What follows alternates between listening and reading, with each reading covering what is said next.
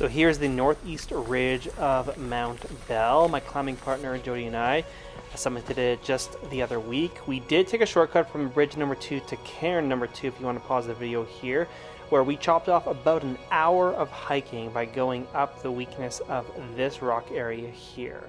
We were able to bushwhack a little bit from Taylor Lake, but saved us about an hour worth of hiking.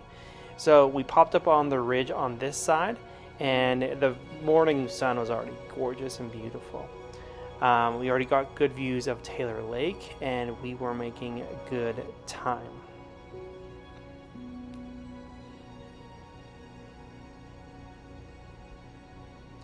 Here you can see the descent and the gully that will be coming down after everything. And here we are approaching the first scramble section. There's a couple different options on this wall, but we chose the left side scramble up the chimney.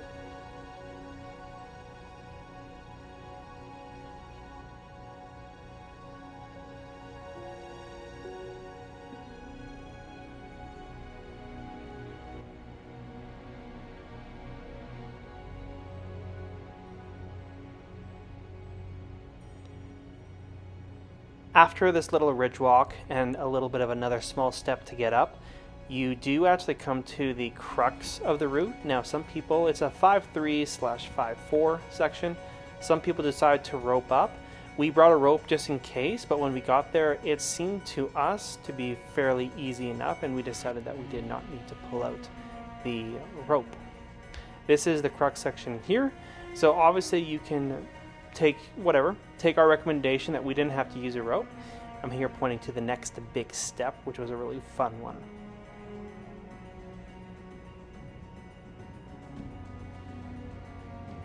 Here's the first big step, and I will say the rock quality on this route is absolutely great. I would say 90% of the hold and the footholds are rock solid. There is a little bit of probably about 10% that isn't, but you test each hold obviously, and you can find out very quickly which rock is solid and which one is not. This is the second step. Again, they look really big, but they're not as bad as they look.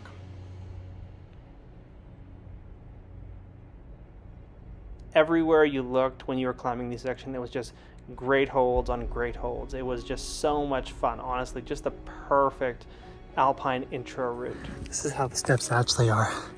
Not bad. Climbing up stuff like this.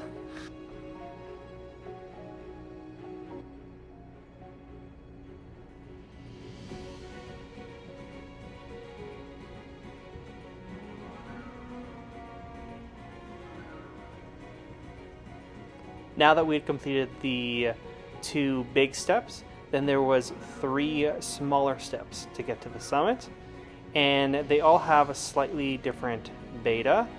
The first of the 3 steps we went left and up, and then the second 2 we went more on the right side of them and up.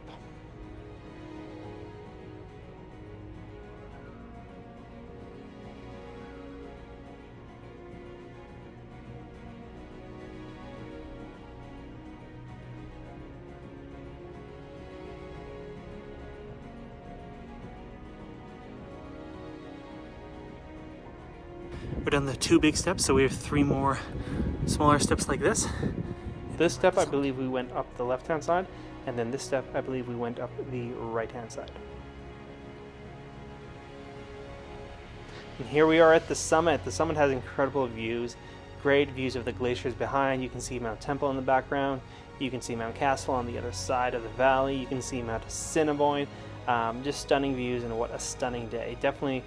This is a classic Alpine route that needs to be done. The approach is a little bit longer than some like, and the descent is not the greatest, but it is an absolute stunner of a route.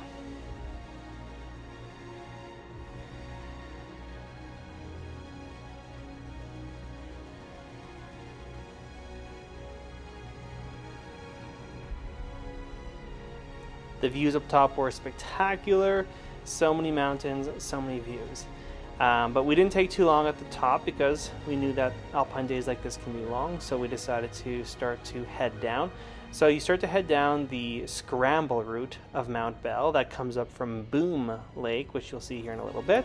But instead of going down to Boom Lake, you cut left and go down a gully to O'Brien Lake. So there's Boom Lake, as you can see.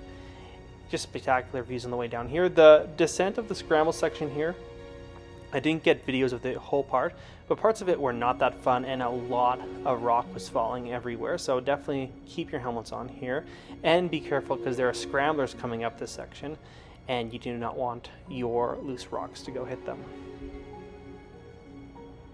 Here is the descent gully. There was still a little bit of snow, but for 90% of it, we were able to avoid it by going down the scree. Here's the one about 30-40 foot section that we had to go down, and that is it.